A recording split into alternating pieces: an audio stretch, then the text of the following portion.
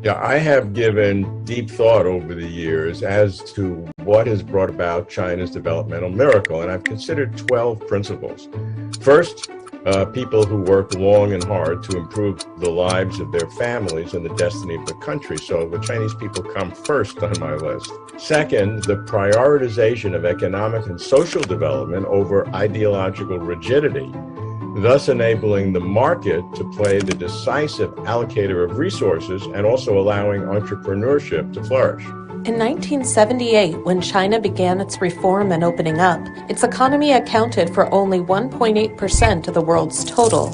Today, China's economy has exceeded 100 trillion yuan, making it the second largest economy in the world. Third, a system, what is called in China the multi-party cooperation political consultation under the leadership of the CPC, and encourages economic development and social enhancement. Fourth, a system that is structured in hierarchical administrative levels, central government, and 5 levels of local government, provincial, municipal, county, township, and village. During the pandemic, the Chinese government has demonstrated strong and efficient organizational and mobilizing capabilities from central to local levels and has been able to allocate resources to where they are most needed in an emergency, reflecting the strengths of the Chinese system. 5, a system that prioritizes selection, education, training, monitoring, and inspection of key personnel, inculcating a high degree of administrative and managerial professionalism. Xi Jinping, General Secretary of the Communist Party of China Central Committee,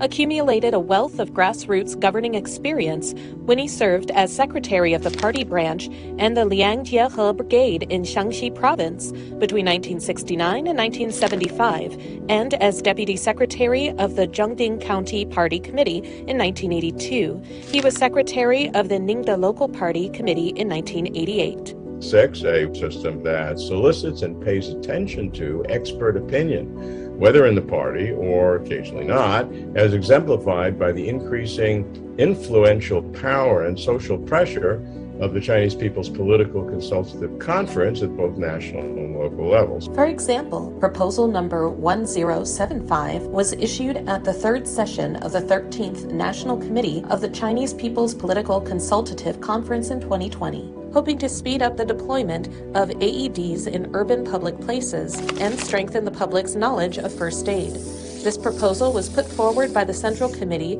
of the Zhigong Party, one of the 8 non-communist parties in China. 7, a system that solicits and pays attention to public opinion through polling and websites and various things that are being developed.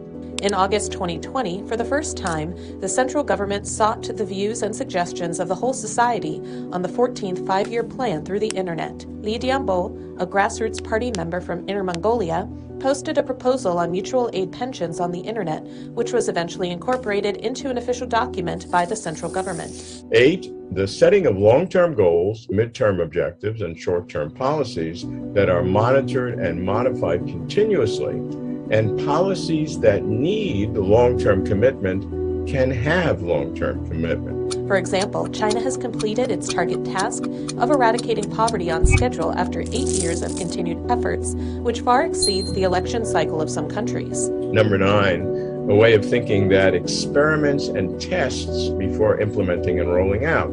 The original special economic zones in the early 1980s, and more recently the pilot free trade zones that was pioneered in Shanghai and now has been rolled out in many dozen or more different locations. 10, a system that leverages industrial planning and state capital to gain economies of scale and competitive advantage. Starting from zero, it took China just over 20 years to become the country with the longest mileage of high-speed rail in the world.